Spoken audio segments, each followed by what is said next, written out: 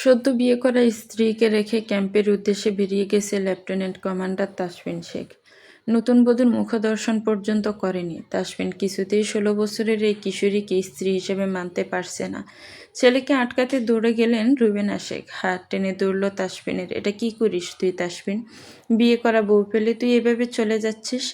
শক্তপোক্ত পুরুষটি বাড়ি সরে বলল, আমি তোমাকে আগেই বলেছিলাম মা, তুমি আমাকে বলেছিলে বিয়ে করতে, করেছি বিয়ে, এখন প্লিজ আমাকে ছেড়ে দাও।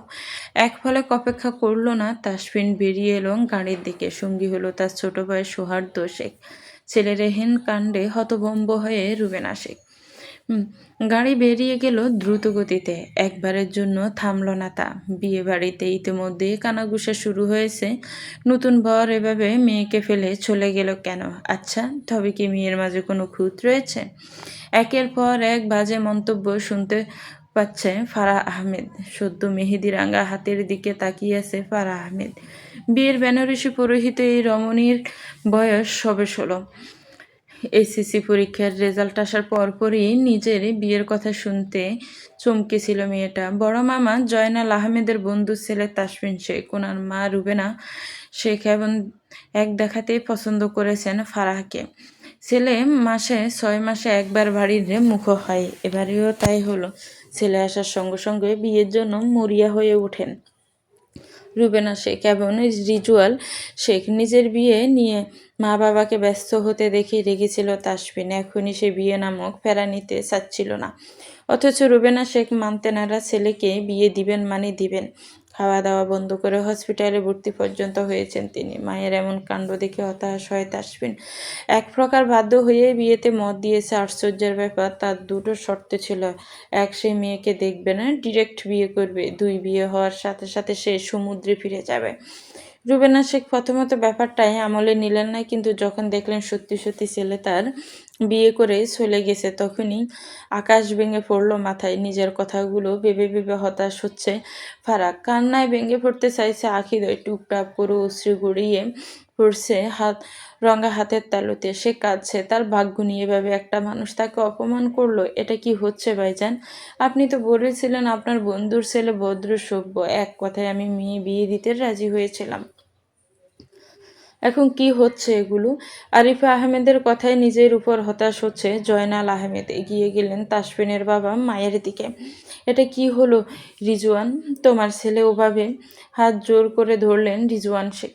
সত্যি ভাই, আমরা বুঝতেই পারিনি তাসফিন এরকম কিছু করবে। রুবেনা শেখ কাকুতির স্বরে বললেন, দেখো জয়নাল ভাই, আপনি যদি বলেন আমি আমার ছেলের বউকে নিয়ে যেতে চাই, মেয়েটা আমাদের সঙ্গেই থাকুক।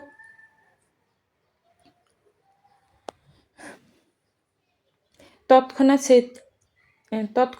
চেঁচিয়ে উঠলেন আরিফা আহমেদ, না, আমার মেয়েকে পাঠাবো না ওখানে। রুবেনা শেখ এগিয়ে এসে হাত দুটো ধরলেন আরিফা আহমেদের। আপা, এরকম করবেন না। পাড়া তো এরকম। এখন আমার ছেলের বউ, ওকে নিয়ে যেতে দিন। আরিফা আহমেদ শুনতে নারাজ। গম্ভীর স্বরে সাফ সাফ জানিয়ে দিলেন, না আপা, এটা সম্ভব নয়। আপনার ছেলে যখন ফেলেই চলে গেছেন, তাই আমার মেয়েকে আমি এমনভাবে তো বিদায় দিব না। যদি কখনো আপনার ছেলে নিজে থেকে এসে আমার মেয়ের হাত ছায়, তবে ফারান যাবে, আর নয়তো না। সাপা দীর্ঘশ্বাস ফেললেন রুবেনা শেখ। তাসফিন কবে ফিরবে তারই নিশ্চয়তা নেই। সেখানে ফারাকে এসে নিয়ে যাবে, সেটা বাবা বিলাসিতা। আপা, আর একটিবার কি ভাবা যায় না? আরিফা আহমেদ চুপ রইলেন। অর্থাৎ তিনি যা বলেছেন তাই হবে। রাতের শেষ প্রহরে আকাশ এখনো ঘুমন্ত। কালচে নীল আধারে মোড়া। দূর থেকে মৃদু হাওয়া বয়ে আসছে। গাছের পাতাগুলো অলসভাবে দুলতে থাকে। জানালা দিয়ে প্রবেশ করছে সেই মৃদু হাওয়া। হঠাৎই পূর্ব দিগন্তে একটা ফিকে আলো ফুটে ওঠে, একটা হালকা নীলচে আভা, যেন অন্ধকারের গায়ে প্রথম স্পর্শ রাখলো ভোর। ধীরে ধীরে সূর্য মামা উঁকি দিতে লাগলো। জানালার কাছে টাঙানো সফেদ পর্দা হাওয়ায় দুলছে। সাজের এই ঈষৎ আলো এসে মুখশ্রী জুড়ে আলোকিত করছে পাড়ার। সদ্য লেগে আসা ঘুমটা ভেঙে গেল। উঠতে ইচ্ছে করল না তার। চুপটি করে বসে রইল বিছানার পাশে। রাতের বেনারসি জড়ানো চোখের কাজল লেপটে আছে। রাতের ঘন ঘটা মিলতে মিলতে ভোর মধ্যপ্রহর শেষ বেলায় রুবেলা শেখ এসেছিলেন ফারার কাছে। চোখে মুখে মলিনতা ছিল। মায়ের পরশে ছুঁয়ে দিলেন ললাট। ছোট্ট করে বললেন, আমি খুব শীঘ্রই নিয়ে যাব তোকে। প্রত্যুত্তরে কিছুই বলেনি ফারা। রুবেনা শেখ বেরিয়ে যেতে হাউমাউ করে কেঁদেছে ফারা। লোকটি তাকে রেখে চলেই যাবে যেহেতু, তাহলে বিয়ে করেছিল কেন? মস্তিষ্কে জোরে হাজারো প্রশ্ন, অথচ উত্তর মিলতে পারছে না সে। শেষমেশ একটু ঘুম লেগেছিল, অথচ ভোরের আলো ছুঁয়ে দিয়েছে তার নেত্রপল্লব। তন্দ্রা কেটে গিয়েছে তার। দরজা ঠেলে ভেতরে এলেন আরিফা আহমেদ, পিছন পিছন এলেন সাজ্জাদুল আহমেদ। পঙ্গুত্বের অভিশাপে আজ তিনি হুইল চেয়ারে বসে। তারপরও মেয়ের এমন তোর অবস্থায় আসবেন না, তা কি হতে পারে? মুখশ্রী জুড়ে বিষণ্ণতা সাফি স্পষ্ট। বুকটা হু হু করে কেঁদে উঠল আরিফা আহমেদের। সাজ্জাদুল আহমেদের বড় জয়নাল আহমেদ বলেছিলেন বলেই আরিফা আহমেদ দ্বিমত করেনি বিয়েতে। এক বাক্যে রাজি হয়েছিল, কিন্তু শেষমেশ মেয়েটা কি অবস্থা হয়েছে! কাছে গিয়ে মাথাটা বক্ষে চেপে ধরেন তিনি। ফারা, কষ্ট পাস না মা, দেখবি জামাই এসে ঠিক তোকে নিয়ে যাবে। তাসফিন এসে তাকে নিয়ে যাবে, কথাটা বিশ্বাস করতে পারল না পারা। তবে সে আশাও রাখে না সে চলে গেছে বলে সে নিজেকে বাসিয়ে দেবে। এটা তো হতে পারে না। সে আর ঠেলে ঠেলে এগিয়ে এলেন সাজ্জাদুল আহমেদ। দেখ মা, ফারা, তুই এসব নিয়ে ভাবিস না অতটা। আর তুই তো কোনো কালেই মানুষের কথা তেমন একটা ধরিস না, আজকেও ধরবি না। মৃদু হাসলো ফারা স্বভাব সুলভ হাস্যোজ্জ্বল মুখে বলে, আচ্ছা মা বাবা, তোমরা কেন এত চিন্তা করছো? আমি একবারও বলেছি আমার কষ্ট হচ্ছে? না তো। দেখো, লোকটি ছেড়ে চলে গেছে কেন তা আমি জানি না। তবে যদি কখনো ফিরে, তখন কি হবে আমার জানা নেই। কিন্তু কিন্তু তাই বলে বাসা ছেড়ে দেব তা তো হতে পারে না। এই তো এসএসসি রেজাল্ট দিল, এখন কলেজের জন্য অ্যাপ্লিকেশন করতে হবে তো। স্বস্তির নিঃশ্বাস ফেললেন আরিফা আহমেদ। যাক, মেয়ের মনের উপর খুব একটা প্রভাব ফেলতে পারেনি ঘটনাগুলো। আমার লক্ষ্মী মেয়েটা। ফারা ব্যস্ত পায়ে উঠে দাঁড়ালো। অস্থির কণ্ঠে বলল, মা বাবা, যাও না, আমাকে এখন একটু বেনারসিটা ছাড়তে দাও। এত ভারী জিনিসগুলো আমি রাখতে পারছি না। হেসে ফেললেন আরিফা বেগম। আহমেদ সাজ্জাদুল আহমেদকে নিয়ে বেরিয়ে পড়লেন। ড্রেসিং টেবিলের সামনে গিয়ে নিজেকে খুঁটিয়ে দেখল ফারা। বধূর সাথে সেজেছিল এক পুরুষের জন্য, যাকে সে চেনে না, জানে না, অথচ তার নামে কবুল করেছে। আচ্ছা, লোকটা তাকে কি একবারও দেখেনি? হয়তো বা না। যদি দেখতো তাহলে কি চলে যেতে পারতো? পাশের ফোনটি তুলে নিজের দুটো ছবি তুলে রাখলো সে। কখনো যদি সে অচেনা পুরুষ তার সামনে আসে, তবে দেখাবে, বলবে, দেখুন আপনার জন্য বধূ সেজেছিলাম, কিন্তু আপনি তো দেখলেন না, আর আমাকে বধূ বেশে আপন করে নিলেন। সকাল, যখন সূর্যের আলো ধীরে ধীরে উঁচু হতে শুরু করে, প্রকৃতি নতুনভাবে জাগ্রত হয়ে উঠেছে, পাখিরা গান গায় এবং শীতল বাতাসে সতেজতা ভরে উঠেছে। গ্রামের সুন্দর এই দৃশ্য যে দেখবে সেই মোহিত হবে। সারোয়ার স্যুট পরে কাঁধে ব্যাগ নিয়ে বেরিয়ে পড়ল ফারাহ, সঙ্গী আছে কলেজের বান্ধবী আর বড় মামার মেয়ে স্নেহা। কলেজে আজকে পরীক্ষা আছে দুজনের। আপাতত কলেজে যেতেই হবে। দুদিন ধরে ধুম জ্বর থাকার কারণে খুব একটা পড়তে পারেনি ফারাহ, এখন হাঁটতে হাঁটতে বইয়ে চোখ বোলাতে লাগলো। কি রে ফারাহ, এখন কি পড়ছিস? স্নেহার কথায় দুম করে বইটা বন্ধ করে দিল ফারাহ। পড়ব না তো আর কিভা করব? তুই কি আমাকে দেখাবি? নিজে তো একটা শব্দও পারিস না। স্নেহা ৩২ পার্টি দাঁত দেখালো। পড়াশোনা কোনো কালেই মাথায় ঢুকে আর। কলেজ গেটের কাছাকাছি আসা মাত্র নজরে এলো সায়ের। তাদের ব্যাচমেট। সায়েরকে দেখে নাক ছিটকায় ফারাহ। যখনই দেখে তখনই বলবে, ও ফারাহ, তোমার কি অবস্থা? পড়াশোনার কি খবর? আচ্ছা, তুমি পরীক্ষায় অংশগ্রহণ করবে তো? ভেংচি কাট লো ফারাহ। সে পড়াশোনা করবে না, পরীক্ষা দেবে না, তাতে ওর কি? সব সময় ছুকছুক করে খালি। স্নেহা কনুই দিয়ে ধাক্কা দিল ফারাহকে। ফিসফিসিয়ে বলল, ওই দেখ ফারাহ, সায়ের ভাইয়া। ফারাহ ফের নাক কুচকে নিল। কিসের ভাইয়া? ওই স্নেহা, ও আমাদের বয়সী বুঝলি। ভাইয়া ডাকার কি আছে?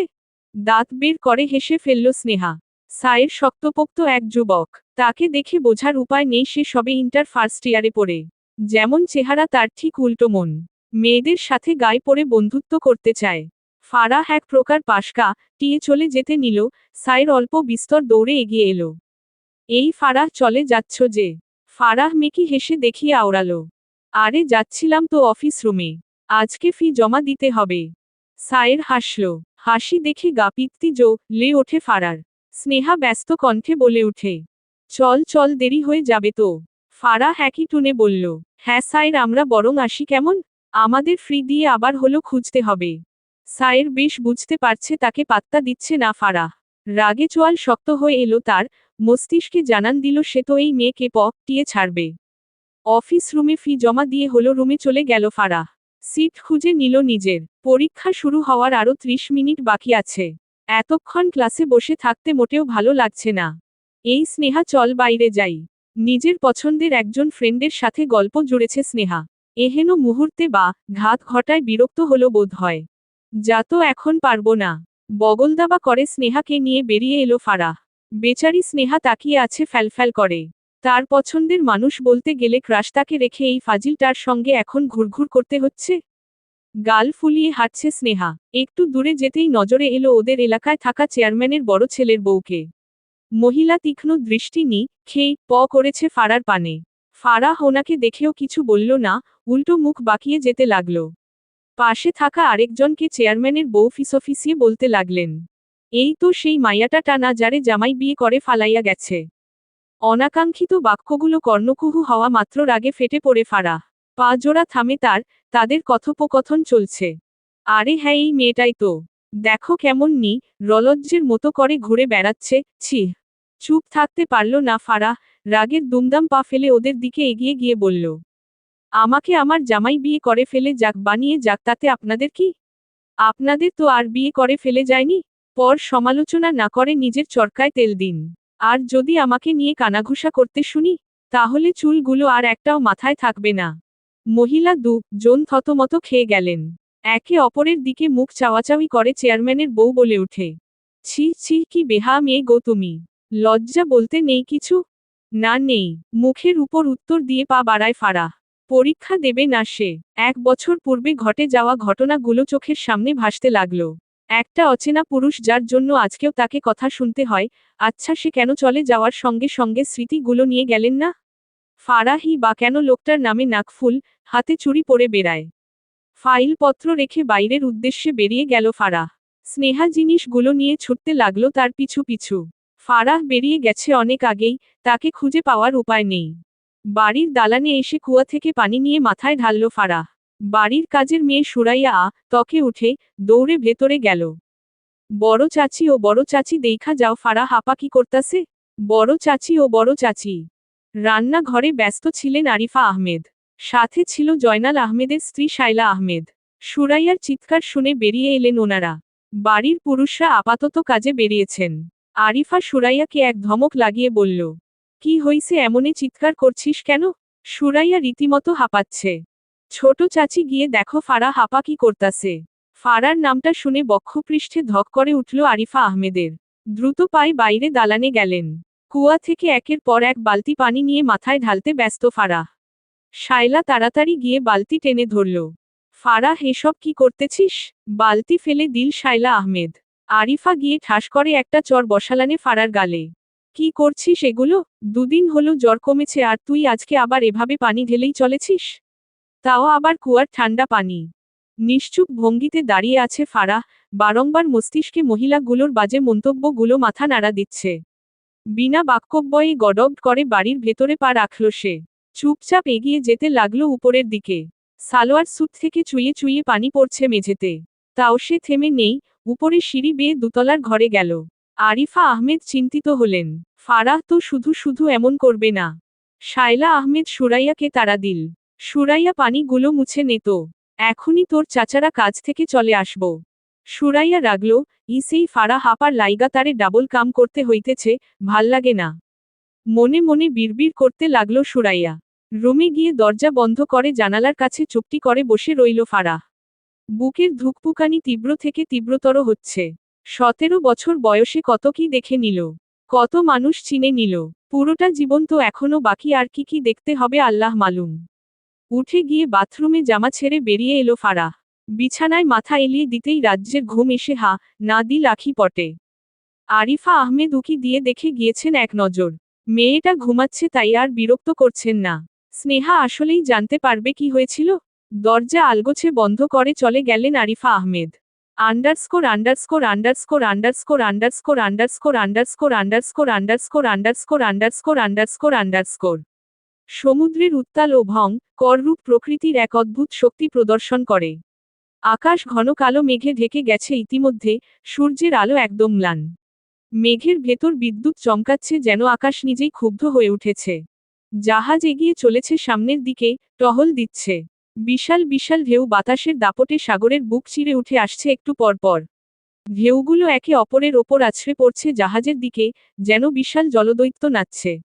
সফেদ ইউনিফর্ম, মাথায় সাদা রঙের টুপি, যেখানে গোল্ডেন ব্রেইড লাগানো। কাঁধে লাগালো ব্যাজ লাগালো, হাতেও ব্যাজ লাগানো, কালো রঙের পালিশ করা বুট জুতো পরা।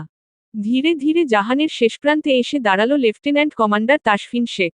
ঈগল পাখির চক্ষুদয় আশেপাশে দৃষ্টি বুলিয়ে নিল। কমান্ডার, আমাদের রওয়ানা দেওয়ার সময় হয়েছে। তাসফিনের আন্ডারে কাজ করা একজন লেফটেন্যান্ট নাইম ইসলাম। তাসফিন আরও একবার সমুদ্র বক্ষে দৃষ্টি বুলিয়ে আওড়ালো। লেফটেন্যান্ট, আমাদের কি এই মুহূর্তে যাওয়াটা ঠিক হবে? মৃদু হাসল নাইম ইসলাম। কমান্ডার, আপনি চিন্তা করবেন না, এদিকটা বাকিরা সামলে নেবে। তাসফিন বিশেষ কিছু বলল না। বিনা বাক্যব্যয়ে এগিয়ে গেল জাহাজের ভেতরের দিকে। অনেকগুলো দিন পর বাড়ির উদ্দেশ্যে রওনা দেবে লেফটেন্যান্ট কমান্ডার তাসফিন শেখ। সেই যে একটি বছর পূর্বে একটি অনাকাঙ্ক্ষিত ঘটনার জন্য সব ছেড়ে ছুড়ে এসেছিল, তারপর আর যাওয়া হয়নি। বিশেষ দিনগুলোতে ছুটি পাওয়ার পরেও সে অন ডিউটিতে ছিল। বারান্দায় বড়ইগুলো বড় ডালায় টিপে টিপে টিয়ে রোদে শুকাতে দিচ্ছেন রুবেনা শেখ। গরম চলে আসতে খুব একটা বাকি নেই, তাই তো আগে থেকেই আচার বানিয়ে রাখতে চাচ্ছেন। আচারগুলো গরমে খেতে ভালোই লাগে। বড় আরেকটা ডালা নিয়ে ছাদে উঠে এলো নূপুর শেখ। এই নাও মা, বড় থালার বড়ইগুলো। আদরের ছোট মেয়ে নূপুর শেখ। ভাগ্যক্রমে স্বামীর নামেও শেখ রয়েছে। স্বামী সাইফুল শেখ। নূপুর এবং সাইফুল জনেই শেখ বাড়িতে থাকে। সাইফুলের আপন বলতে কেউ নেই। একটি ফ্ল্যাটে আলাদাভাবে থাকত সে। রুবেনা শেখ নিজে পছন্দ করেছে সাইফুলকে। অতঃপর আয়োজন করে বিয়ে। বিয়ের পর একটা ছোট্ট ছেলে হয় তাদের। ছেলেকে নিয়ে ফ্ল্যাটে সারাদিন একা থাকতে হয় নূপুরকে। মাঝে মধ্যে সাইফুল কাজের সূত্রে বাইরে যাওয়া আসা লেগেই থাকে। ছেলে মাহিনকে নিয়ে একা থাকতে পারে না নূপুর। রুবেনা নাতনিকে ভীষণভাবে মিস করেন। অতঃপর আর থাকতে না পেরে সাইফুল শেখকে জোরপূর্বক শেখ বাড়িতে নিয়ে আসে। মাহিন ফুটবল নিয়ে খেলা করতে ব্যস্ত। নূপুর মায়ের পাশে বসল। রুবেনা শেখের দেবর আলাফ শেখ আপাতত বাড়িতে নেই। ওনার স্ত্রী রাইমা শেখ রান্না ঘরে আছেন। আম্মু ভাইয়া সকালে ফোন করছিল, কথা বললা না যে? মুখ কুঁচকে নিলেন রুবেনা শেখ। তাসফিনের সঙ্গে কথা বলে নাতিনি আজ একটি বছর হলো। সেই যে ছেলেটা গিয়েছে, এরপর ফিরেনি। আজকে যদি বিয়েটা মেনে নিত তাহলে তো মাহিনের মতোই একটা বাচ্চা থাকত। ছেলে যেমন জেদি, তার মাও তেমন। ওর কথা একদম বলবি না নূপুর। সেদিন কি করছিল ভুলে গেছিস নাকি? হেসে ফেলল নূপুর। আম্মু, এই জন্য তুমি ভাইয়ার সঙ্গে কথা বলবে না? দিব্যি তো সৌহার্দ্য ভাইয়ার সঙ্গে কথা বলো। চুপ রইলেন রুবেনা শেখ। ঝুমুর কোথায়? ঝুমুর কলেজে গেছে। ঝুমুর, নূপুর এবং তাসফিন ভাই বোন। সৌহার্দ্য দেবরের বড় ছেলে। তাদের একটাই ছেলে। ফোনের টুং শব্দ হওয়া মাত্র গামছায় হাত মুছে নিল নূপুর। চোখ দুটো তার চকচক করে উঠে। নেও, এসে গেছে আবার ফোন। এই নাও, কথা বলো। মুখ বাঁকিয়ে নেন রুবেনা শেখ। মায়ের বাচ্চামো দেখে আবারও হেসে ফেলল নূপুর। হ্যালো ভাইয়া। ভাইয়া কেমন আছো? তাসফিন গাড়িতে। গাড়ি চলেছে আপন গতিতে। জঙ্গলের পথে রওনা হয়েছে তারা। সঙ্গে রয়েছে আরও কিছু কমান্ডরা। বন্ধুদের নিয়ে বাড়ির পথে বেরিয়ে তাসফিন মৃদু হেসে বলল, আলহামদুলিল্লাহ ভালো আছি, তুই কেমন আছিস? আর মাহিন কোথায়? আমি আলহামদুলিল্লাহ ভালো আছি ভাইয়া। মাহিন খেলছে। এই মাহিন মামার সাথে কথা বলবি না? মাহিন ছুটে এলো বলটা ফেলে। ছোট হাতে কানে ধরে ফোনটা। হ্যালো বড় মামা, কেমন আছো তুমি? আধো আধো কণ্ঠস্বর শুনে প্রশান্তি পেল তাসফিন। আমি ভালো মামা, তুমি কেমন আছো? আমি অনেক ভালো। মামা মামা, তোমার বোন আমাকে সবসময় বকে। নিজের নামে ভাইয়ের কাছে নালিশ করছে, তাও আবার নিজের পেটের সন্তান। থতমত খেয়ে গেল নূপুর। তাসফিন চমৎকার হাসল। আচ্ছা মামু, আমি বাড়িতে আসলে তোমার আম্মুকে বকে দেব। কান মলে দিল নূপুর। গাল ফুলিয়ে ফেলে মাহিন আবারও একই সঙ্গে বলল, মামা আমাকে রোছে তো। তুমি আম্মুকে ফোন দাও তো, আমি বকা দিচ্ছি। চোখে মুখে আনন্দের ছড়াছড়ি মাহিনের। 5 বছরের ছোট ছেলেটা মাহিন। হ্যাঁ ভাইয়া বলো, তাসফিন ধমকের সুরে বলে। এই একদম, তুই মাহিনকে কিছু বলবি না নূপুর। আমি কি বললাম ভাইয়া? ও তো সারাদিন। চুপ কর, আমি ওর সম্পর্কে একটা কথাও শুনতে চাই না। বিষণ্ণতা ছেয়ে গেল নূপুরের মুখাবয়ব জুড়ে। নূপুর? জি। আম্মু কোথায়? পাশে বসে কথা শুনছে। ওনাকে ফোন দে। নূপুর ফোন এগিয়ে দিল রুবেনা শেখের দিকে। তিনি কথা বলতে চান না, তারপরেও জোরপূর্বক ফোন দিল নূপুর। কি হু? হেসে ফেলল তাসফিন মায়ের অভিমানী কণ্ঠস্বরে। ছেলে ফোরন কেটে বলল, কি ব্যাপার ম্যাডাম, আপনার কণ্ঠস্বর এমন কেন? একদম ন্যাকামি করে কথা বলবি না তাসফিন। মায়ের রাগে মিশ্রিত কথাগুলো শুনে হেসে ফেলল তাসফিন। আপনার হাসবেন্ড কি আপনাকে কিছু বলছে নাকি? এতটা রাগ করছেন কেন? তেতে উঠলেন রুবেনা শেখ।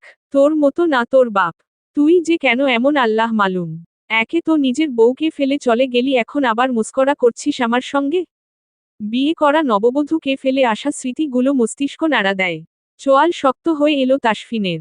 রাগল সে, তবে তা সংযত করতে হবে এই মুহূর্তে। এটা কি আমার দোষ আম্মু? তুমি বললে বিয়ে করতে, করলাম বিয়ে। এখন যে সংসার করতে হবে এটা তো বলনি। রুবেনা শেখ দাঁতে দাঁত পিষলেন। 1 বছর ধরে বাড়ি ফিরলি না। যদি ফিরতি, সংসারটা যদি করতি, তাহলে আজকে মাহিনের মতো তোর একটা বাচ্চা থাকতো। মায়ের কথায় চুপ থাকতে পারল না তাসফিন, সশব্দে হেসে ফেলল। তুমি আর বদলাবে না আম্মু। রুবেনা শেখ কিছু বলতে নিবেন তার পূর্বেই তাসফিন ব্যস্ত কণ্ঠে বলে ওঠে, আম্মু ফোন রাখছি কেমন? পরে কথা হবে। চট করে ফোন রেখে দিল তাসফিন। রুবেনা শেখ সন্দিহান দৃষ্টিতে তাকালেন। বিড়বিড় করে বললেন, ওর আবার কি হলো? Underscore underscore underscore underscore underscore underscore underscore underscore underscore underscore underscore underscore underscore underscore underscore underscore. হলুদ রঙা শাড়ি, হাতে পায়ে হলুদ রঙের বাহারি চুড়ি এবং কানের পিঠে গুজে নিয়েছে অলকানন্দা ফুল। নিজেকে আয়নায় দেখে মুচকি হাসল ফারাহ। বাধাই করে লজ্জা মাখা মুখশ্রী নিয়ে বলল, ওরে ফারাহ, হে রূপে তুই বাইরে গেলে তো সবাই জ্ঞান হারাবে। হতে পারে রূপেরা গুণে লসে যাবে। ইস। আয়নায় নিজেকে দেখে হাসল ফারাহ। আজকে তার আর স্নেহার ছোটবেলার বান্ধবীর গায়ে হলুদ অনুষ্ঠান। সকাল সকাল যাবে ওরা। বেশি দেরি করা যাবে না। পায়ে উঁচু হিল জুতো পরে বেরিয়ে পড়ল ফারাহ। দালানের কাছে আসা মাত্র পিছন ফিরে তাকালো, নবীন দাঁড়িয়ে আছে। ফারাহ, কোথায় যাচ্ছিস? নবীন ফারার বড় ভাই। বয়সের গ্যাপ 2 বছরের। শায়লা আহমেদের ছেলে তিনি। ও মা, তুমি জানো না? ওহ, তুমি জানবে কি করে? তুমি তো ছিলেই না। আচ্ছা শোনো, আজকে বেলির গায়ে হলুদ ভাইয়া, ওই অনুষ্ঠানে যাচ্ছি। পা ফেলে এগিয়ে এলো নবীন। স্নেহা কোথায়? ও কি তোর সঙ্গে যাবে না? আরে ও তো বাইরেই। এসে গেছি। দালানের কাছে এসে দাঁড়ালো স্নেহা, সেও হলুদ রঙা শাড়ি জড়িয়েছে। নবীন মৃদু হেসে বলল, আরে বাহ, দুই রাজকন্যাকে মাশাআল্লাহ সুন্দর দেখতে লাগছে। স্নেহা এবং ফারাহ জনেই হাসল। নবীন ফোন বের করে জনের ছবি তুলল। পকেটে ফোন গুজে বলল, চল আজকে আমি তোদের পৌঁছে দিয়ে আসি। ফারাহ ব্যস্ত কণ্ঠে আওড়ালো, আরে ভাইয়া, লাগবে না। তোমাকে শুধু শুধু কষ্ট করে যেতে হবে না। তাছাড়া রাস্তায় তো আমাদের আরও ফ্রেন্ড থাকবে, ওদের সাথে নিতে হবে। তাহলে তোমার দেরি হবে আর তুমি এতক্ষণ অপেক্ষা করবে নাকি? কষ্ট হবে না বুঝি? সশব্দে হেসে ফেলল নবীন। ফারার গাল টেনে বলল, ওরে পাকা বুড়ি একটা। আচ্ছা ঠিক আছে, যা তোরা, আর হ্যাঁ, সাবধানে যাবি কিন্তু। ফারাহ হেসে উপর নিচে মাথা দোলায়। অতঃপর স্নেহা আর ফারাহ জনেই বেরিয়ে পড়ল। রাস্তায় যেতে যেতে লোকমুখে শুনছে এলাকার শেষ প্রান্তে যে রফিক আজাদ ওনার বড় রিসোর্টে নাকি নেভির কমান্ডাররা উঠেছে। নেভির কমান্ডার শব্দটি তীব্রভাবে কর্ণ স্পর্শ করল ফারার। থমকালো তার হৃদয় স্পন্দন। পা জোড়া থামল তার। স্নেহা আশ্চর্যের ন্যায় তাকিয়ে রইল। কি রে, থেমে গেলি কেন ফারাহ? দেরি হচ্ছে তো।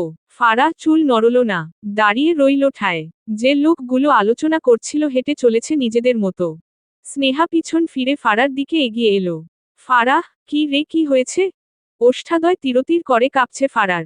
নেভির কমান্ডার। 1 বছর পূর্বে যার সঙ্গে তার বিয়ে হয়েছিল সে অচেনা পুরুষ নাকি নৌবাহিনীর একজন লেফটেন্যান্ট কমান্ডার। তুই শুনলি স্নেহা ওরা কি বলল? স্নেহা ভ্রু কুঁচকে নিল। হ্যাঁ শুনলাম তো, রফিক আজাদ ওনার রিসোর্টে কমান্ডোরা উঠেছে। তাতে তোর কি হলো? ফারাহ কিছু একটা বলতে গিয়েও থেমে গেল। কি বলবে? না, আপাতত বলার প্রয়োজন নেই। আগে সঠিকটা জানার প্রয়োজন নেই। না, বলছিলাম যে এর আগে তো কখনো আমরা সচক্ষে নেভিদের সামনে থেকে দেখিনি। তাই ভাবছি ফেরার সময় যাব, কি বলিস? স্নেহা চকিতে ঘাড় ফিরিয়ে তাকালো। কি বললি? তুই নেভিদের দেখতে শেষ প্রান্তে যাবি? ফারাহ বিরক্ত হলো। তো কি হবে গেলে? হাঁটতে লাগলো ফারাহ, স্নেহা দ্রুত গতিতে পা বাড়ায়। এই চাচি জানলে কি হবে ভাবতে পারছিস? কিচ্ছু হবে না রে, তুই যাবি কিনা বল? অজ্ঞতা যেতে হবে স্নেহাকে। কিচ্ছু করার নেই, আপাতত যেতেই হবে। Underscore underscore underscore underscore underscore underscore underscore. আকাশের নীলিমায় সূর্যের মেঘমাখা সোনালি আভা, পাখিদের ঘরে ফেরার ব্যস্ততা, আর বাতাসে এক ধরনের মিষ্টি প্রশান্তি। নর্মাল ট্রাউজার, তার সঙ্গে ব্ল্যাক টি শার্ট। ট্রাউজারের পায়ের দিকটায় ম্যাচিং করা লেইচ লাগানো। পকেটে হাত গুজে রিসোর্টের চারিদিকে ঘুরে দেখছে তাসফিন শেখ। রিসোর্টের পিছন দিকে নারকেল গাছের বাগান। ধীরে ধীরে রোদেলা আকাশ মুহূর্তেই মেঘে ঢেকে গেছে। আকাশ পানে এক পল দৃষ্টি ফেরায় তাসফিন। বাগানের দিকে কারো পায়ের খচখচানি শব্দ শুনে কানখা রা হয়ে এলো তার। সতর্ক ভঙ্গিতে পা টিপে টিপে এগিয়ে গেল তাসফিন। হলুদ রঙের আঁচল নজরে এলো তার। ঈগল চক্ষুদয় টিয়ে দেখতে লাগলো সে। কে ওখানে? পুরুষালী কণ্ঠস্বর শুনে ঘাবড়ে গেল ফারাহ।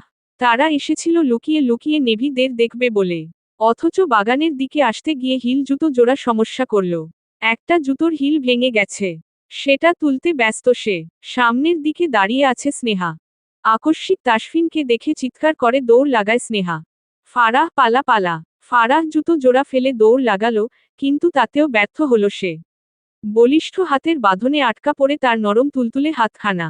ঠিক তৎক্ষণাৎ টুপটাপ করে বৃষ্টি শুরু হলো। ধীরে ধীরে তা ঝনঝন শব্দ তুলে মাটি স্পর্শ করতে লাগলো। গাছের পাতাগুলো ভিজে চকচক করে উঠছে।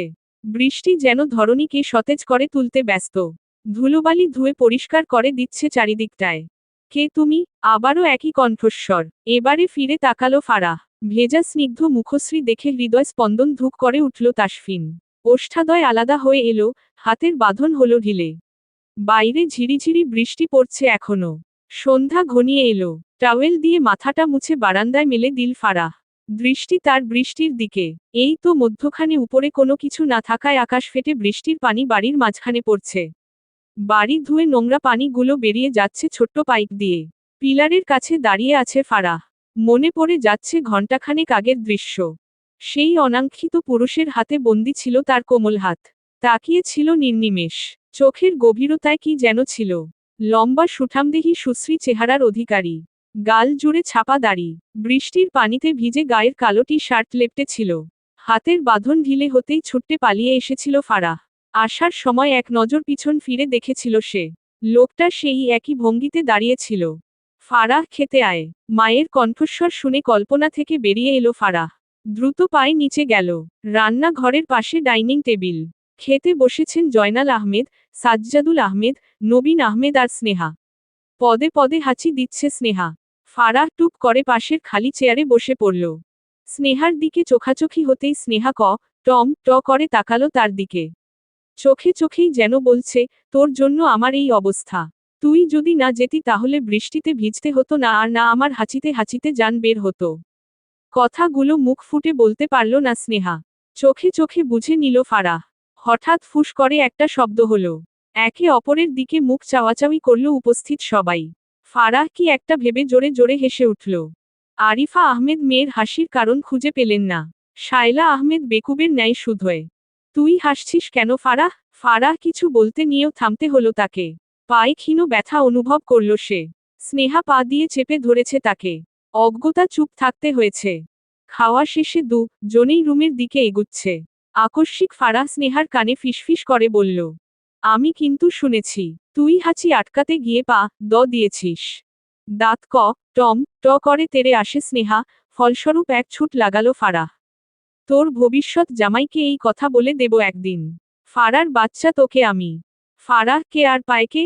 দৌড়ে রুমে গিয়ে দরজাটা ভেতর থেকে বন্ধ করে দিল। Underscore underscore underscore underscore underscore underscore underscore underscore underscore underscore underscore. নিজ রুমে বিছানায় উপর হয়ে শুয়ে আছে তাসফিন। কপালের ওপর এক হাত রাখা, দৃষ্টি তার সিলিং ফ্যানের দিকে। অথচ মস্তিষ্ক, মন দুটোই আটকে আছে হলদেটে রমণীর আদলখানে। বৃষ্টির পানিতে ভিজে চকচক করছিল তার কবুতরি পেলব। ছোটখাটো দেহখানা, ওষ্ঠাদয় কাঁপছিল তিরতির করে। তাসফিন এক মুহূর্তের জন্য বশীভূত হল। হারিয়ে ফেলল নিজ সত্তা। দমবন্ধকর এক পরিস্থিতিতে থমকে ছিল তার হৃদয় স্পন্দন। চকিতে বিছানায় উঠে বসল সে, শান্ত শিথিল দৃষ্টি অশান্ত হয়ে এলো। এলোমেলো দৃষ্টি ফেলল চারপাশে। এক মুহূর্তের জন্য মনে পড়ে গেল তার সদ্য বিয়ে করা বধূর কথা। স্মরণে এলো ফেলে যাওয়ার মুহূর্তটা। আচ্ছা, তার ছোট্ট নাদুস-নুদুস বউটা এখনো তাকে স্বামী বলে মানে? বিয়ে বাড়িতে লোকমুখে শুনেছে বউ তার বড়ই ছোট এবং নাদুস-নুদুস। স্বচক্ষে তো আর দেখেনি তাসফিন। তাই সঠিকটা বলতে পারছে না, আর না পারছে মনের ক্যানভাসে তার আঁকিবুকি করতে। পরক্ষণেই নিজেকে দুটো বিশ্রী গা লি দিল সে। পুরো একটি বছর পেরিয়ে গেছে, এখনো কি মেয়েটা তার জন্য থাকবে? দেখো, গিয়ে বিয়ে করে সংসার করছে বোধ হয়।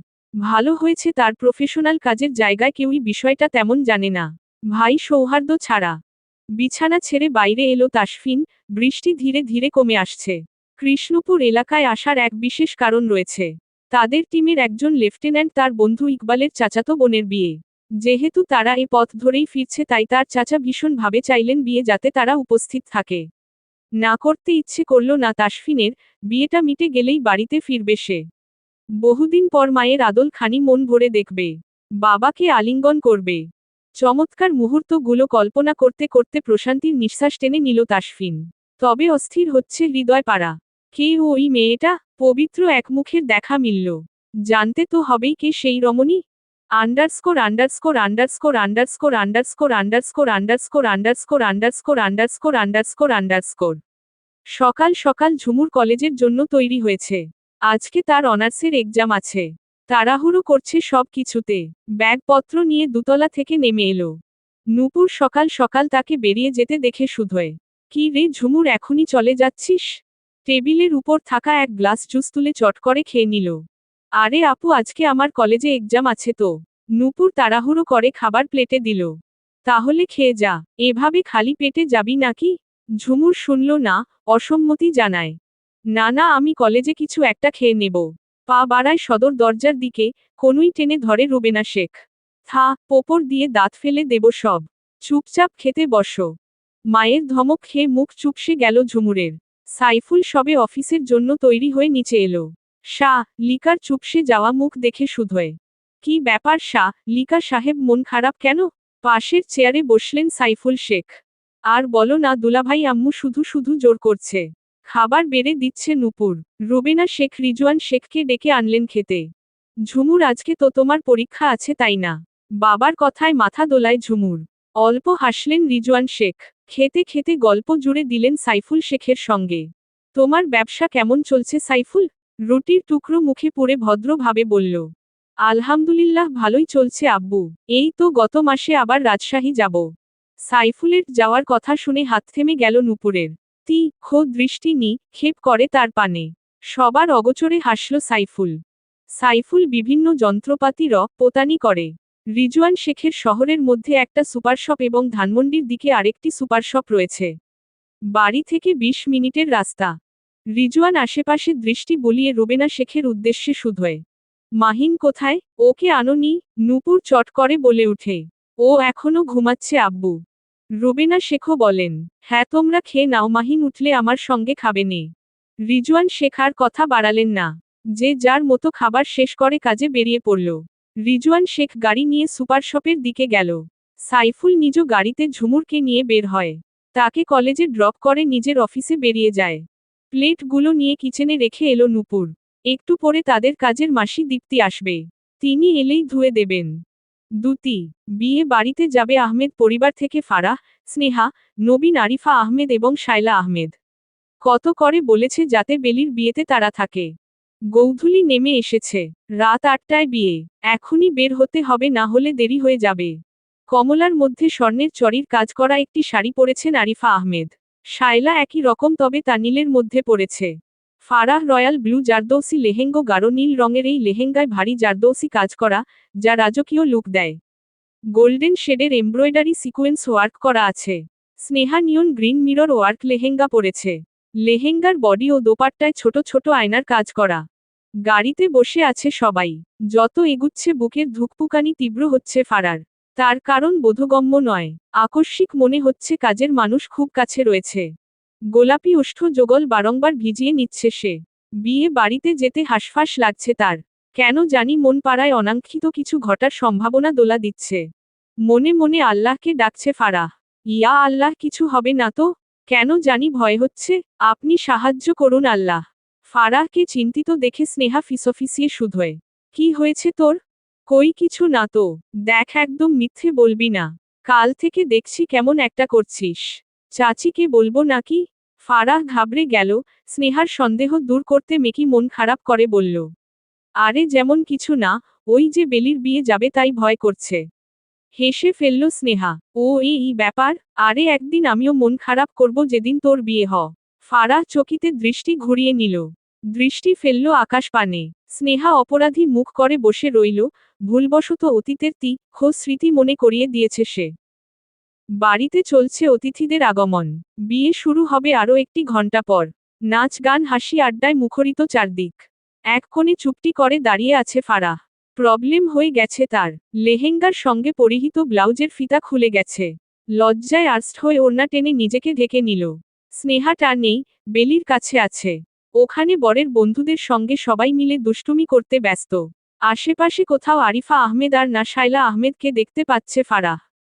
দূরে দাঁড়িয়ে দাঁড়িয়ে এক অপরিচিত ছেলে ভনীয় দৃষ্টিতে তাকিয়ে আছে তার দিকে।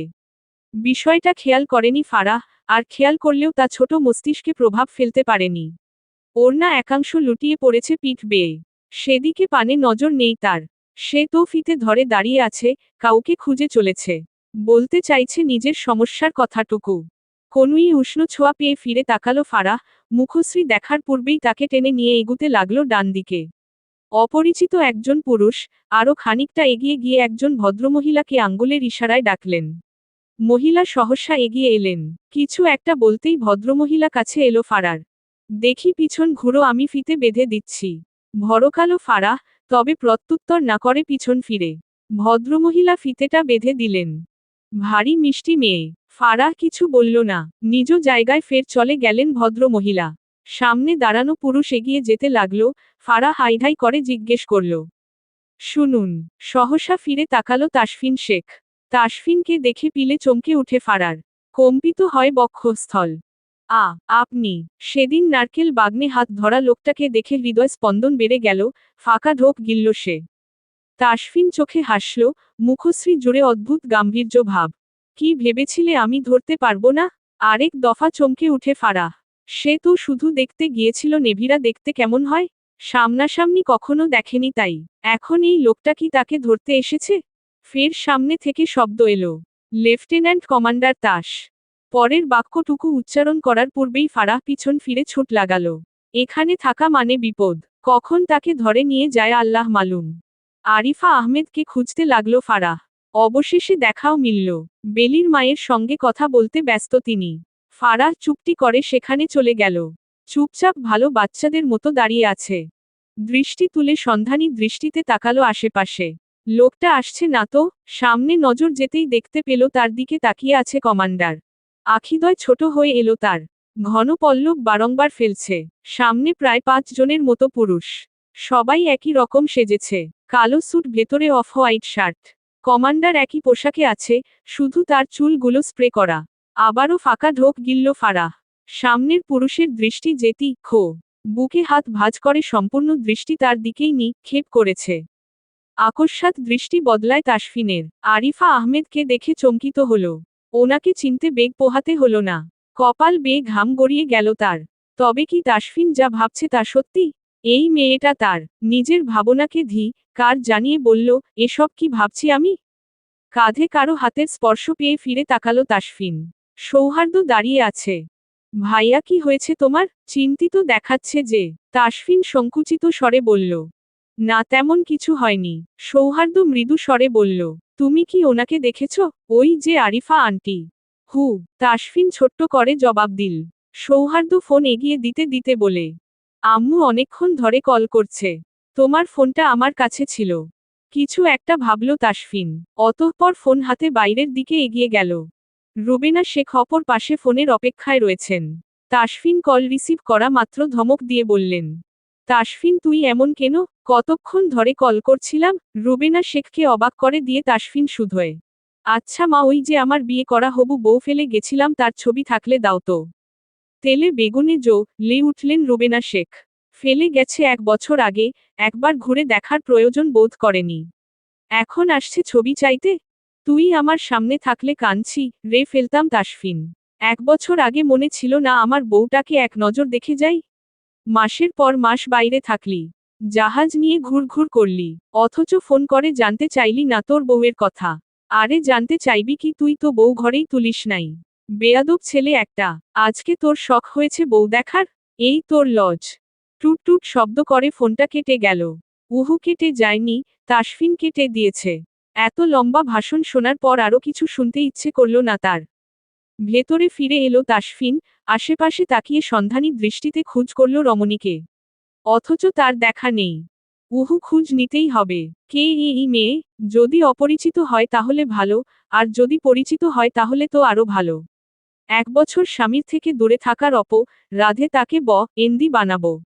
Underscore underscore underscore underscore underscore underscore underscore underscore underscore underscore underscore. মেঘের কোলে রোদ হেসেছে, বাদল গেছে টুটি। আহা হা। আজ আমাদের ছুটি ও ভাই, আজ আমাদের ছুটি। কি করি আজ ভেবে না পাই, পথ হারিয়ে কোন বনে যাই। থেমে গেল ফারাহ, থামতে হলো তাকে। নিচে জন লোক এসেছে। দুতলা থেকে দেখতে পাচ্ছে সে। কিন্তু এরা কারা? মধ্যখানে সোফায় বসে আছেন জয়নাল আহমেদ আর সাজ্জাদুল আহমেদ। লোক দুটো কথা বলছে তাদের সঙ্গে। ফারাহ লক্ষ্য করে দেখে চোখ মুখ কঠিন হচ্ছে জয়নাল আহমেদের। আপনার সাহস হলো কি করে এসব বলার? জুতো দেখছেন, সেটা দিয়ে পিটিয়ে ঠিক করব। আকস্মাৎ এমন কথা শুনে স্নেহা আর ফারাহ জনেই চমকে উঠে। শায়লা আহমেদ দৌড়ে এলেন স্বামীর চিৎকার শুনে। কি হয়েছে? তুমি এখানে কি করছো? ভেতরে যাও। আরিফা আহমেদ এসে শায়লাকে পাশেই নিয়ে গেল। জয়নাল আহমেদ হুঙ্কার ছাড়লেন, পরের বার যদি এই কথাটা চিন্তাও আসে তাহলে গলা কেটে নদীতে ভাসিয়ে দিব। লোক দুটো বিনা বাক্যব্যয়ে বেরিয়ে গেল। ফারাহ এক মুহূর্ত অপেক্ষা করল না, নিচে গেল। জয়নাল আহমেদের কাছাকাছি গিয়ে শান্ত কণ্ঠে শুধোয়। কি হয়েছে চাচা, তুমি রাগছ কেন? পবিত্র মুখখানি দেখে রাগ পড়ে গেল জয়নাল আহমেদের। শান্ত কণ্ঠে বললেন, ফারাহ আমার জন্য এক গ্লাস লেবুর শরবত বানাবি? উপর নিচে মাথা দুলিয়ে দৌড়ে রান্না ঘরে গেল ফারাহ। স্নেহাও নিজের মতো উপরে ঘরে গেল। শুন একবার আমার ঘরে আয় তো সাজ্জাদুল। আরিফা ওকে দিয়ে যাও বনু। উপরে ঘরে চলে গেলেন জয়নাল আহমেদ। হঠাৎ কি হলো কেউই বুঝতে পারছেন না। শায়লা চিন্তিত মুখে আওড়ালো, উনার যে কি হয় আল্লাহ মালুম। আরিফা এগুতে এগুতে বলল, আরে ভাবি ভাইজান এমনি এমনি তো রাগ করেন না, নিশ্চয়ই কিছু হয়েছে। চাপা দীর্ঘশ্বাস ফেলল শায়লা আহমেদ। রুম জুড়ে পিনপতন নীরবতা। সাজ্জাদুল আহমেদ এবং জয়নাল আহমেদ দুই ভাই বড্ড চিন্তিত। কি করবে ওরা? কিছুক্ষণ আগে আসা লোক দুটো আর কেউ নয়, বাজারের ব্যাপারী। বড় দোকানগুলো তাদের। এলাকায় দাপ নিয়ে চলাফেরা করে বরাবরই। বড় ছেলে নাদিম 1 নাম্বার লুই ও চা। এলাকার এমন মেয়ে নেই তাকে তার পছন্দ হয় না। এবারে ফারার দিকে নজর পড়েছে তার। বিবাহিত জানা সত্ত্বেও বিয়ের প্রস্তাব পাঠায়। আজকেও তাই, তবে কেউ কাউকে বিয়ের প্রস্তাব পাঠালেই যে রাগ করতে হবে তেমন নয়। কিন্তু যখন নাকচ করলেন দুজনেই ঠিক তখনই তাদের মধ্যে থেকে একজন বলেছে মেয়ের খুঁত আছে, তাই তো এভাবে ফেলে রেখে চলে গেছে। ব্যাস, মাথা গরম হয়ে উঠেছে জয়নাল আহমেদের। আদরের মেয়ে ফারাহ। জন্মের পর নিঃশ্বাস নিতে পারছিল না সে, খুবই ছোট আর ফুটবল ছিল। অন্য স্বাভাবিক বাচ্চাদের মতো ছিল না। ভাইয়ের পাটা ঠিক 2 মাস আগেই ভেঙে গেছিল, ফলস্বরূপ সে হুইলচেয়ারে। সেই ছোট্ট বাচ্চা মেয়েকে কোলে নিয়ে আদর করে দিয়েছিল, তাকে দেখে হেসেছিল মেয়েটা। তার নামে মন্দ শুনতে মোটেও প্রস্তুত নন তিনি। আচ্ছা ভাইয়া, সত্যিই কি জামাই ফারাহকে নিতে আসবে না? অপ্রস্তুত হলেন জয়নাল। নিজেও তো চিন্তায় আছেন, আদেও কি কখনো ছেলেটা আসবে? আচ্ছা, ওনাদের কি ঠিক হবে রিজওয়ান শেখকে একবার ফোন করে জিজ্ঞেস করা? বন্ধুদের খাতিরে মেয়েটাকে বিয়ে দিয়েছিল। অবশ্য তাসফিন যথেষ্ট বুদ্ধিমান একটা ছেলে। তিনি তো দেখেছেন। কিন্তু ওর এই হঠকারিতার সিদ্ধান্তে মোটেও প্রস্তুত ছিলেন না। আমাদের আরও কিছুটা দিন অপেক্ষা করা উচিত সাজ্জাদুল। দেখছিস না 2-1 দিন পর পর রুবেনা আপা কল করে ফারার খোঁজ খবর নেয়। তিনি তো এখনো মেয়েটাকে নিজের ছেলের বউ বলে মানেন। সাজ্জাদুল তাচ্ছিল্যের সহিতে আওড়ালো, যেখানে ছেলেই মেনে নিল না সেখানে ওনারা মানলেই বাকি আর না মানলেই বাকি। জয়নাল আহমেদ কি বলবেন বুঝতে পারছে না। সত্যি এবারে কিছু একটা করা প্রয়োজন, না হলে যে এলাকায় মেয়েটাকে রাখা দায় হবে। গত 1 বছরে কম কথা শুনতে হয়নি তাকে। এবারে আর নয়, হয়তো এসপার নয়তো ওসপার। ঘটা করে বৃষ্টিকে আমন্ত্রণ জানাতে হয়নি। বিনা আমন্ত্রণে সাড়া দিয়েছে তিনি। টুপটুপ করে ঝরে পড়ছে পৃথিবীর পৃষ্ঠে। গাছের পাতাগুলো ধুয়ে পানি ঝরছে। রাস্তার ধারে গর্তগুলোতেও পানি জমতে শুরু করেছে রীতিমতো। সালোয়ার কিছুটা উপরে তুলে হেঁটে যাচ্ছে ফারাহ। আজকে বুঝি তার সাথেই এমন হওয়ার ছিল? কিছুটা দূরে লালটুর চায়ের দোকানের কাছে দাঁড়ালো। বৃষ্টিটা একটু কমে এলেই কলেজে যেতে হবে। অ্যাডমিট কার্ড ইতিমধ্যেই দেওয়া শুরু করেছে কলেজ কর্তৃপক্ষ। আজকে স্নেহা আসেনি, বলল তার ভালো লাগছে না। এখন কাউকে না কাউকে তো যেতেই হবে। সেই সুবাদে ফারাহকেই আসতে হয়েছে। বিধিবাম হঠাৎ করে বৃষ্টিটাও শুরু হলো। ভালো হয়েছে বেশি বৃষ্টি শুরু হওয়ার আগেই চলে এসেছে, না হলে ভিজতে হতো তাকে। বাইরের অবস্থা দেখে চিন্তিত হলেন আরিফা আহমেদ। মেয়েটা ছাতা ছাড়াই কলেজে বেরিয়েছে। ওদিকে স্নেহা পড়ে পড়ে ঘুমাচ্ছে। চিন্তায় চিন্তায় শেষ হয়ে যাচ্ছেন তিনি। নবীনটা জয়নাল আহমেদের সঙ্গে বাইরে গিয়েছে, পুরুষ বলতে সাজ্জাদুল আহমেদ ছাড়া বাড়িতে কেউই নেই। সুরাইয়া বাইরের জামাগুলো কেচে ধরিতে মেলে দিয়ে বাইরে এলো। ছোট চাচি, আমার কাপড়গুলা মেইলা দিছি। কপাল চাপড়াচ্ছেন আরিফা আহমেদ। হায়রে কপাল। আচ্ছা সুরাইয়া, তুই কি চোখে কম দেখিস? সুরাইয়া মাথা চুলকাতে লাগলো। সে আবার কি ভুল করল? কেন গো ছোট চাচি, আমি আবার কি করলাম? এই যে বৃষ্টি পড়েছে, তুই দেখছিস না? কাপড়গুলো নিশ্চয়ই ছাদের দড়িতে দিয়ে আসছিস। জিভ টল সুরাইয়া। সত্যি ভুল করে ফেলছে সে। ইস কি লজ্জা! আমি এখনই নিয়ে আসছি। সুরাইয়া এক মুহূর্ত দাঁড়ালো না, ছুটে গেল ছাদের দিকে। আরিফা আহমেদ রান্নাঘরে গেলেন। মাছের টুকরোগুলো পলিথিনে মুড়িয়ে ফ্রিজে রেখে দিলেন শায়লা আহমেদ। জানো আপা সুরাইয়া কি করছে? ফ্রিজ বন্ধ করে এলো শায়লা আহমেদ। কি করছে? আর বলো না, বৃষ্টির মধ্যে কাপড় মেলে দিছে ছাদে। সহসা হেসে ফেলল শায়লা আহমেদ। এখন আবার গিয়েছে কাপড়গুলো আনতে। শায়লা আহমেদ হাসতে হাসতে বলল, ওর আর বুদ্ধি হবে না। মুহূর্তের মধ্যে মলিনতা দেখে দিল আরিফা আহমেদের মুখাবয়ব জুড়ে। কি রে, তোর আবার কি হয়েছে? আপা ফারাহকে নিয়ে বড্ড চিন্তা হয় গো। মেয়েটার বুদ্ধি কবে হবে? কথায় কথায় তর্কে জোড়ায়। যাকে তাকে শুনিয়ে দেয়। অতিরিক্ত চঞ্চল। ঠোঁটের কোণে হাসি বজায় রেখেই বললেন শায়লা আহমেদ। ওসব নিয়ে চিন্তা করিস না। আমাদের ফারাহ যথেষ্ট বুদ্ধিমতী মেয়ে। আর ওকে চাঞ্চল্যের কারণেই এতটা ভালোবাসি সবাই। সবসময় প্রাণবন্ত হাসিখানা ঠোঁটে ঝুলে। চাপা দীর্ঘশ্বাস ফেলল আরিফা আহমেদ। তারপরেও আপা এলাকার লোকজন কি ওকে কম কথা শোনায়? সেদিন স্নেহা এসে বলল, শুনলে না? চেয়ারম্যানের বড় ছেলের বউ নাকি তাকে কথা শুনিয়েছে। সেও পাল্টা শুনিয়ে দিছে। ওসব নিয়ে এত ভাবিস না তো। বাদ দে। Underscore underscore underscore underscore underscore underscore underscore underscore underscore underscore underscore underscore underscore. মৃদু শব্দে বৃষ্টি মাটিতে পড়ছে। আকাশটা ঘন মেঘে ঢাকা। সূর্যের আলো ফুটে উঠতে পারছে না ঠিকমতো। কাঁচা রাস্তা বৃষ্টিতে কাদায় মাখামাখি হয়ে গেছে। মাটির গন্ধ আরো তীব্র হয়ে উঠেছে। সালোয়ারের পায়ের অংশ একটু উপরে তুলে কলেজ গেটে ঢুকে ফারাহ। অফিস রুমের বাইরে ভিড় জমেছে। অনেক ছাত্র ছাত্রী আজকে এসেছে। আসবেই তো, অনেকেই তো অ্যাডমিট কার্ড নেয়নি। দাঁড়িয়ে থাকতে বড্ড কষ্ট হচ্ছে ফারার। ব্যাগ রেখে বসল সে, এদিক সেদিকে তাকাচ্ছে বারংবার। আনমনে ঘাড় ফিরিয়ে ডান দিকে তাকিয়ে দৃষ্টি ফিরিয়ে নিল। আকস্মিক থমকে গেল।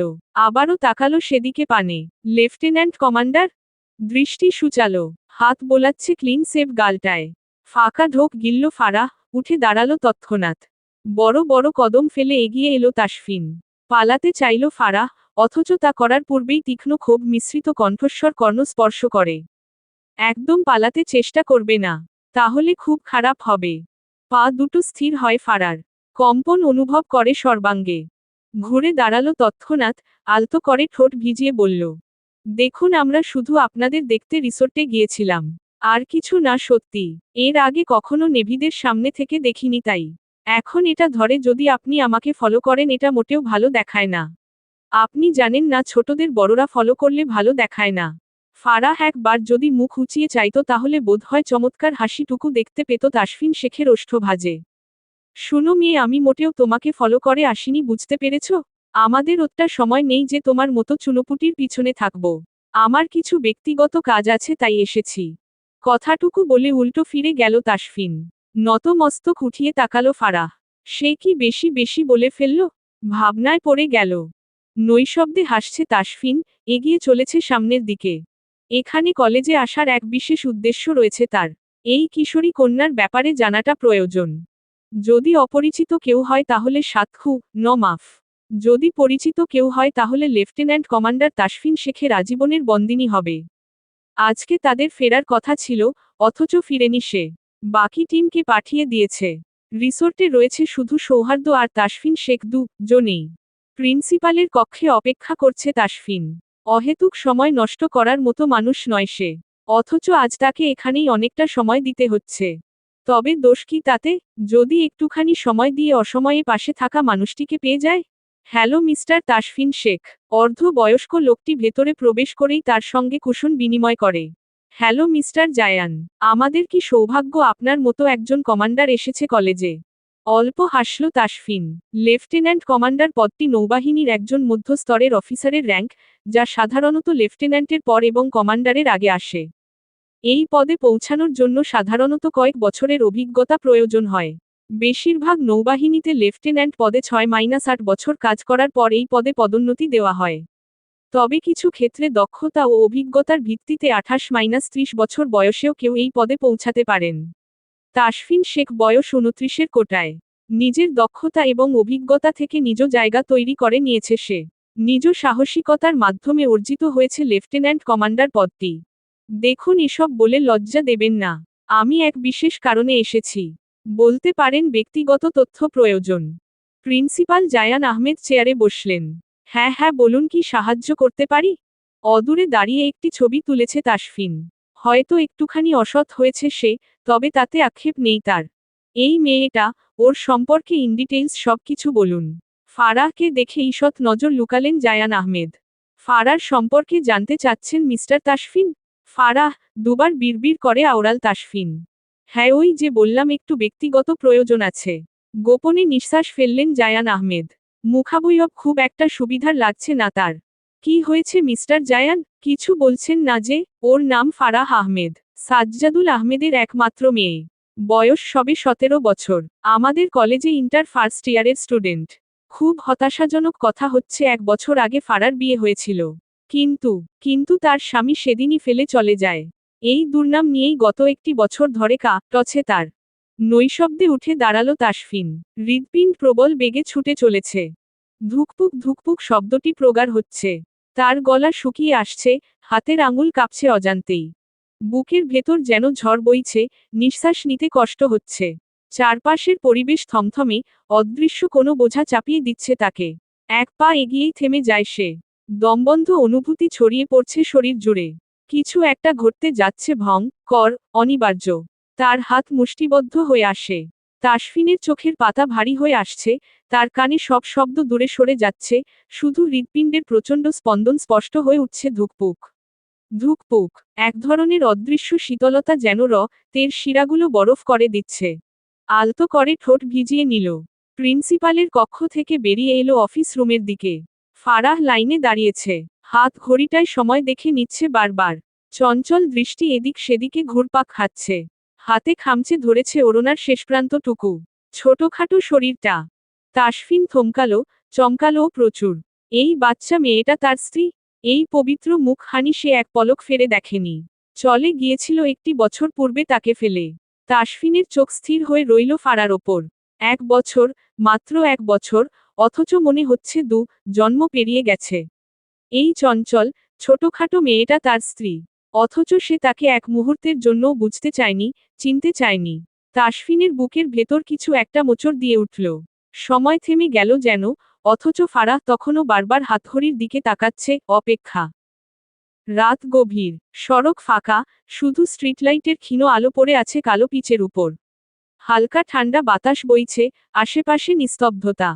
তাসফিন স্টিয়ারিং শক্ত করে ধরে আছে। তার চোখ সামনে, কিন্তু মন কোথাও হারিয়ে গেছে। ফারার মুখটাই বারবার চোখে ভাসছে, সেই অপেক্ষারত চোখ, অভিমানের আড়াল যা তাসফিন সেদিন এড়িয়ে গিয়েছিল। গাড়ির গতিবেগ একটু বেশি। মাথার ভেতর চিন্তার ঝড়। সে কি ঠিক করেছিল? 1 বছর আগের সেই ভুল কি আর ফিরে ঠিক করা যাবে না? হঠাৎ কোথা থেকে যেন একটা চিৎকার ভেসে এল। সামনে এক ঝলক আলো একটা ট্রাক।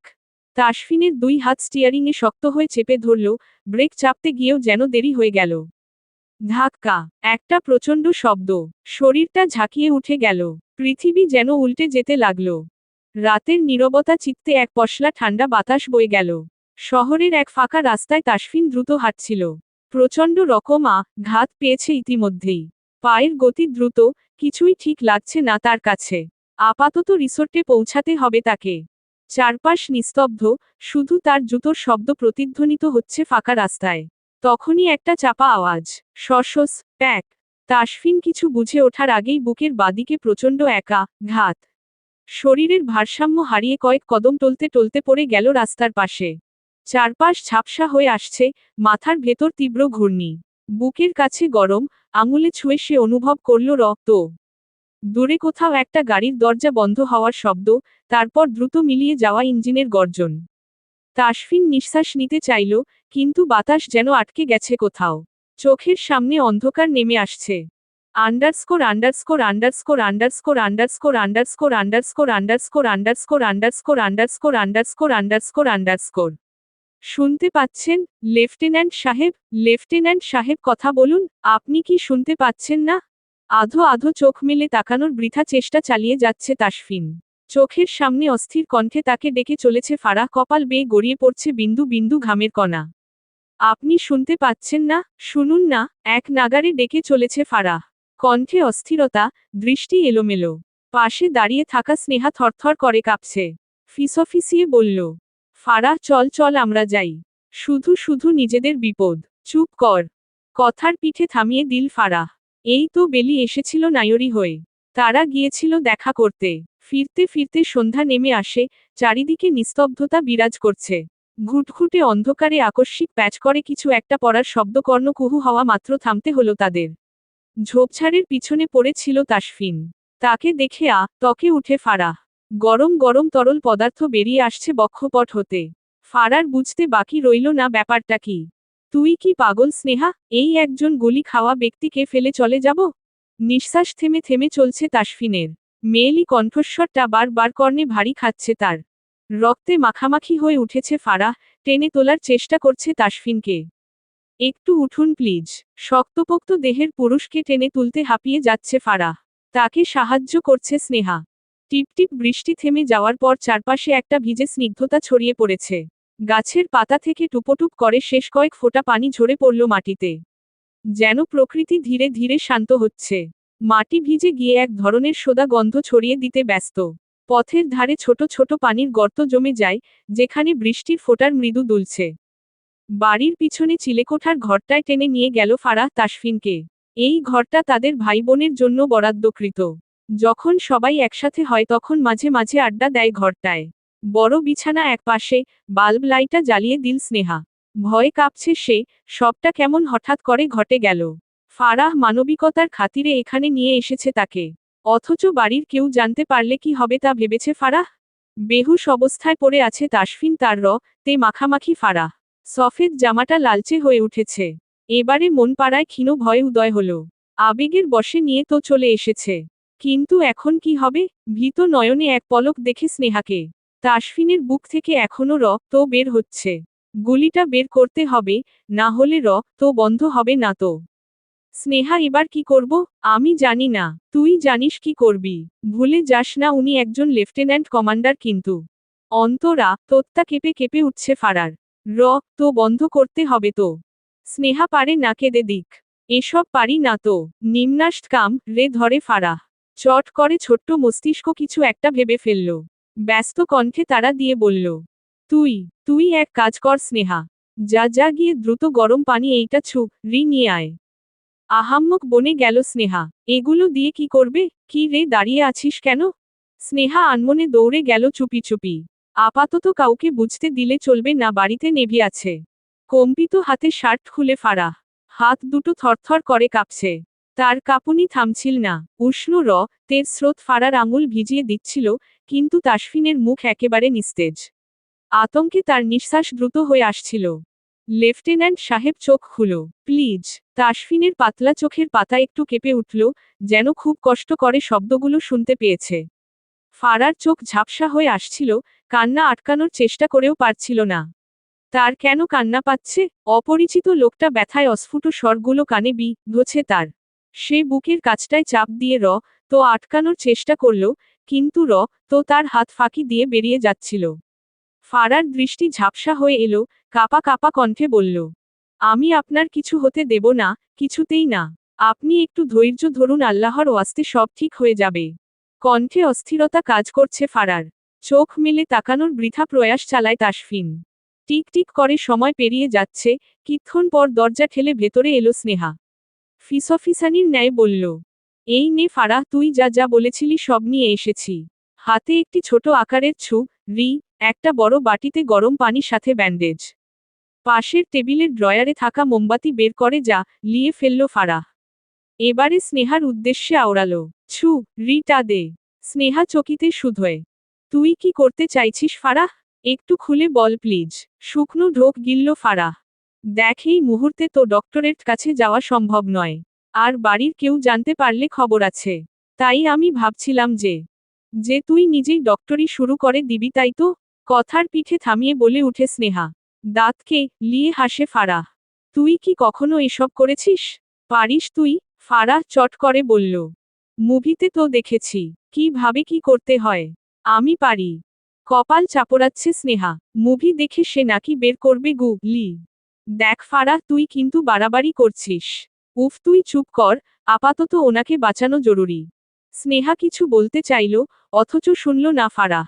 মোমবাতির আগুনে রিটা গরম করে নিচ্ছে সে। বক্ষপৃষ্ঠ হতে শার্টের উপরিভাগের অংশটুকু উন্মুক্ত করে ফারাহ। তো বের হচ্ছে এখান থেকেই। হাত দুটো অঝরে কাঁপছে। স্নেহাও কাঁপছে, ভয় শরীর ঠান্ডা হয়ে আসছে তার। গর্ত হওয়া জায়গাটা গরম ছুরিটা একটু স্পর্শ করা মাত্র অস্ফুট স্বরে গোঙাতে লাগলো তাসফিন। তরিতে সরিয়ে নিল ফারাহ। স্নেহা আতকে উঠে অস্থির কণ্ঠে বলল, তুই যা ইচ্ছে কর, আমি বাইরে যাচ্ছি। আমার ভয় করছে।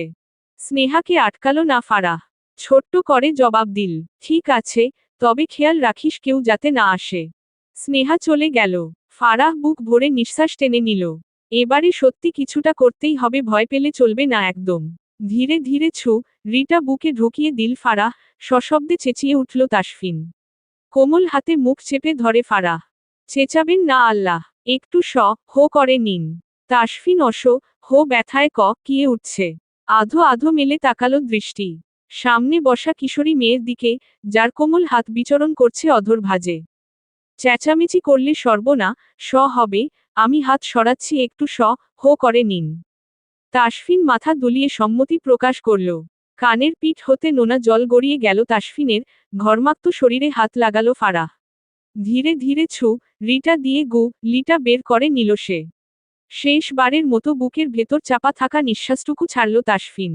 শক্তপোক্ত দেহ খানা ঈষৎ কেঁপে উঠল। গরম পানি দিয়ে জায়গাটা পরিষ্কার করে কোনো রকমে ব্যান্ডেজ করে দিল ফারাহ। এবারে যেন হাফ ছেড়ে বাঁচল সে। তাসফিন তাকিয়ে আছে নির্নিমেষ ফারার আদল পানে। স্নিগ্ধ আদল খানি, চোখে একরাশ বিস্ময়, হৃদয় এক টুকরো অজানা অনুভূতি।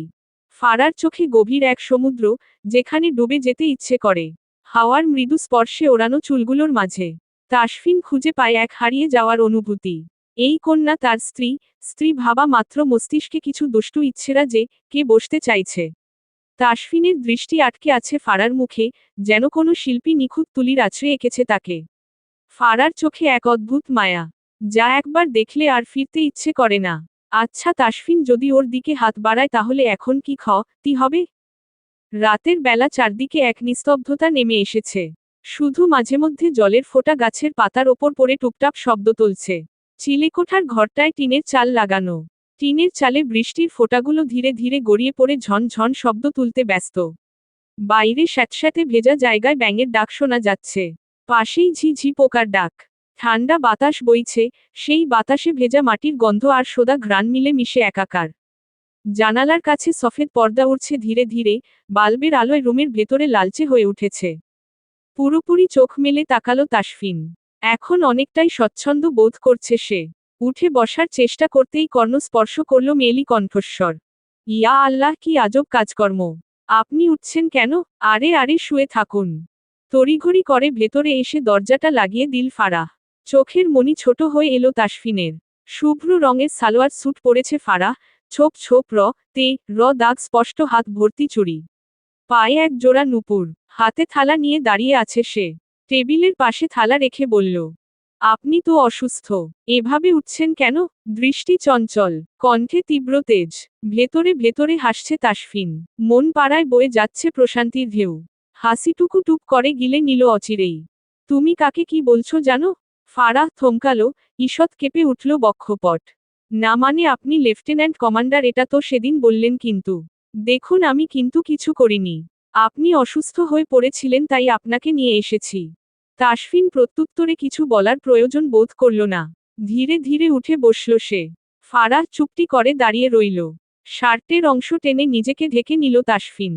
গলা খাকিয়ে বলল, এতটা সাহস দেখানো মোটেও ভালো নয়। আর শুনো, এই যে নিয়ে এলে এখানে, এক অপরিচিত পুরুষ আমি। যদি কিছু একটা ভুল করে ফেলতাম তাহলে। ছোট্ট মস্তিষ্কে কঠিন বাক্যগুলো ঢুকল না ফারার। ফ্যালফ্যাল করে তাকিয়ে রইল সে। তাসফিন বুঝে গেল ফারাহ কিছুই আন্দাজ করতে পারেনি। বুকের বা পাশে ক্ষীণ ব্যথা অনুভব করছে সে, ব্যান্ডেজ করা জায়গায় হাত স্পর্শ করে শুধোয়। এটা কে করেছে? ডক্টর এসেছিল? আরে না, এই কারি সমা আমিই করেছি। অধর কোণে লছে চমৎকার হাসিট। মুখ তুলে তাকায় তাসফিন, ভ্রুদয় কুঁচকে এলো তার। সন্দিহান কণ্ঠে ফের শুধোয়, তুমি? হ্যাঁ, তুমি কি ডাক্তারি পড়ছো? আরে না না, আমি তো আর্টসের স্টুডেন্ট। আহাম্মক বনে গেল তাসফিন, ফের সন্দিহান কণ্ঠে শুধোয়। তাহলে কি করলে? ফারাহ প্রাণবন্ত হাসি উপহার দিয়ে বলল, মুভিতে দেখে শিখেছিলাম। ভাবলাম এত দিন মুভি দেখে যখন শিখেছি, সবগুলো আপনার উপরেই ট্রাই করা যাক। দৃষ্টি হলো তীক্ষ্ণ। এই মেয়ে বলে কি কি ডেঞ্জারাস ব্যাপার স্যাপার। বউ তার মাত্রা, রিক্ত চঞ্চল। অবশ্য তা হওয়াটা স্বাভাবিক, দেখেই তো বোঝা যায় বাচ্চা একটা মেয়ে। আচ্ছা, ওর বয়স কত হতে পারে? আন্দাজ করতে সক্ষম হলো না তাসফিন। মনে মনে গুনে নিল, বোধহয় 20 বা 100 বছর হবে। হাতের ইশারায় কাছে ডাকল তাকে। ফারাহ নির্দ্বিধায় পা ফেলে এগিয়ে গেল। আকস্মিক এক হাতের মুঠোয় 2 হাতের কবজি চেপে ধরে তাসফিন। ঘটনার আকস্মিকতায় হতভম্ব ফারাহ। হাত ছুটাতে ধস্তাধস্তি শুরু করে। মনে মনে প্রচুর হাসল তাসফিন। সত্যি বলছি, আমি কিন্তু কিছু করিনি। তাসফিনের দৃষ্টি হলো কণ্ঠস্বর হলো ভারী। ভাবতে পারছো কি করেছো তুমি? একজন লেফটেন্যান্ট কমান্ডারকে নিয়ে এসেছো এখানে। তার উপর ভুলভাল জিনিস ট্রাই করছো তার উপর। আদল জুড়ে ছড়িয়ে পড়ল বিষণ্ণতা। কষ্টে জর্জরিত হৃদয়। ফারাহ কি তবে ভুল করে ফেলল?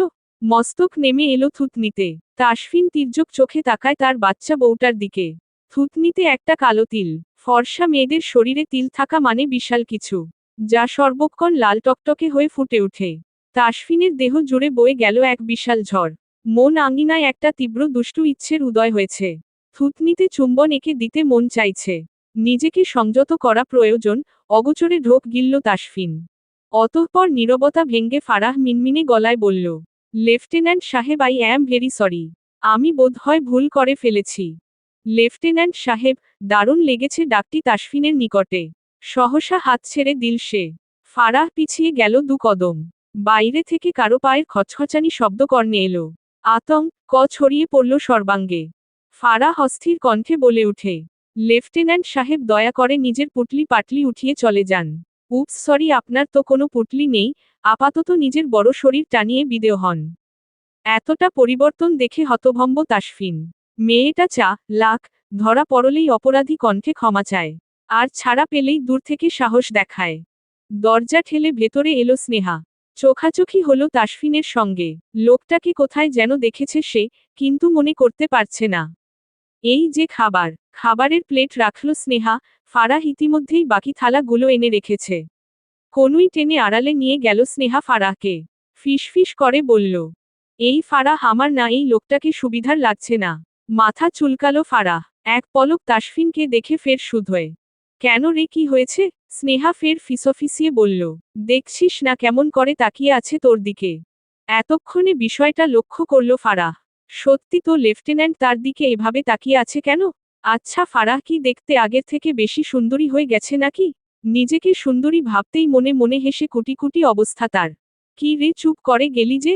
দেখ, ওনাকে তাড়াতাড়ি বাড়িতে পাঠা, একটু পরেই কিন্তু চাচি আসবে, তখন দেখব কি করিস। ঘাবড়ে গেল ফারাহ। কেউ এলে তো সর্বনাশ। তুই প্লিজ একটু বাইরে অপেক্ষা কর, আমি এখনই আসছি। স্নেহা বাইরে চলে গেল। ফারাহ ঠিকঠাক ভাবে দাঁড়ালো। দৃষ্টি তার তীক্ষ্ণ হলো, ওভাবে তাকানোর কি আছে? ছি ছি, একজন লেফটেন্যান্ট কমান্ডার হয়েও কেমনে তাকায়? এই যে শুনুন, আমি জানি আমি যে সুন্দরী, তাই বলে ওভাবে তাকাবেন না। ডান ভ্রু উঁচিয়ে তাকালো তাসফিন। ফারাহ বেশ ভাব নিয়ে আওড়ালো। ওমনে তাকিয়েও লাভ নেই, আমি কিন্তু বিবাহিত। জি আগগে ঠিকই শুনেছেন, আমি বিবাহিত। এই যে হাতে চুড়ি, নাকে নাকফুল দেখছেন না, আমার স্বামীর জন্য এগুলো। তাই পচা নজর একদম দিবেন না। সহসা হেসে ফেলল তাসফিন। একজন বিবাহিত মেয়ের লক্ষণ, হাতে চুড়ি, নাকে নাকফুল। সত্যি চমৎকার লাগছে ফারাহকে। তাসফিনের ভীষণ ভাবে ইচ্ছে করল তাকে বলতে, শুনো চঞ্চল মেয়ে, তোমাকে না দেখে ফেলে যাওয়া অভদ্র স্বামীটা আমিই। ফারাহ অস্থির হয়ে উঠে। গায়ে রক্ত লাগানো, ব্যাপারটা তো সে দেখেইনি। ইয়া মাবুদ, এগুলো এমা এবার কি করব? আস্তে আস্তে উঠে দাঁড়ালো তাসফিন, বুকে টান পড়ল হালকা। কি হলো? নাক মুখ কুঁচকে নিল ফারাহ, বিরক্তের রেশ টেনে বলে। আপনার শরীরের পচা তো আমার গায়ে লেগে গেছে। নিম্নাষ্ট কাম রে হাসল তাসফিন। বিড়বিড় করে বলল, একদিন আমার দেহের তোটুকু সম্পূর্ণ তোমার দেহে ছড়িয়ে দেব মিসেস ফারাহ শেখ। মিশে যাব তোমার অস্তিত্বের মাঝে। Underscore underscore underscore underscore underscore underscore underscore underscore underscore underscore underscore underscore underscore. আকাশটা আজ ম্লান, বাতাস বইছে হিম শীতল, পাখিরা ফিরছে নিজ নীড়ে। কাপড়গুলো তুলে ছাদ থেকে নেমে গেল নূপুর। ছাদে দাঁড়িয়ে থাকা মাহির আকস্মিক চেঁচিয়ে উঠল, বড় মামা, ছোট মামা। কাপড় রেখে দৌড়ে এলো নূপুর। মাহির এমনি এমনি তো চেঁচাবে না। নিচের দিকে তাকাতেই নজরে এলো সেই চিরচেনা গাড়িটা। চোখ দুটো চকচক করে উঠল নূপুরের। মাহিরকে নিয়ে দ্রুত পায়ে নিচে ড্রয়িং রুমে গেল। বাড়ি মাথায় তোলার ন্যায় চেঁচিয়ে উঠল সে, আম্মু আব্বু কই তোমরা? দেখো ভাইয়া চলে এসেছে। ছেলের আগমন বার্তা শুনে তটস্থ হয়ে ভেতর থেকে বেরিয়ে এলেন রুবেনা শেখ এবং রিজওয়ান শেখ। নর্মাল গ্রেটাপে বাড়ির ভেতরে প্রবেশ করল তাসফিন শেখ এবং সৌহার্দ্য শেখ। এতদিন পর ছেলেকে দেখতে কথা হারিয়ে ফেলেছেন রুবেনা শেখ। তাসফিন বাবার সঙ্গে কুশল বিনিময় করে। আলতো হাতে জড়িয়ে ধরে রিজওয়ান শেখকে। এতদিন পর আপন মানুষদের পেয়ে ভেতরে তীব্র ধুকপুক শব্দটি প্রগাঢ় হচ্ছে। চোখের পানি ধরে রাখতে পারলেন না রুবেনা শেখ, সশব্দে কেঁদে ফেললেন তিনি। মায়ের আহাজারি দেখে মৃদু হাসল তাসফিন। এগিয়ে গিয়ে পিছন থেকে গলা জড়িয়ে ধরে ওনার। কি মা, কাঁদছ কেন? ফুপিয়ে উঠলেন রুবেনা শেখ, অভিমানী স্বরে বলল। এতদিন পর মায়ের কথা মনে পড়ল? মা বলবি না খবরদার। উফ মা, তুমি তো জানো আমার কাজটাই এমন। তুই চাইলেই কিন্তু ছুটি নিয়ে আসতে পারতি। এত রাগ মায়ের উপর? উহু, রাগ নয়, অভিমান। এতদিন পর নিজের ছেলেকে দেখে আনন্দ ধরছে না রাইমা শেখের। পাগলের মতো জড়িয়ে ধরে সৌহার্দ্য শেখকে। মায়ের কাছে এসে বাচ্চা হয়ে গেল বোধ হয় সে। মুখ ভর্তি আদুরে স্পর্শ বুলিয়ে দিল। আম্মু এখনো কাঁদবে নাকি কিছু খেতে দেবে? খিদে পেয়েছে যে। থমকে গেলেন রুবেনা শেখ, ব্যস্ত পায়ে এগিয়ে গেল রান্নাঘরের দিকে।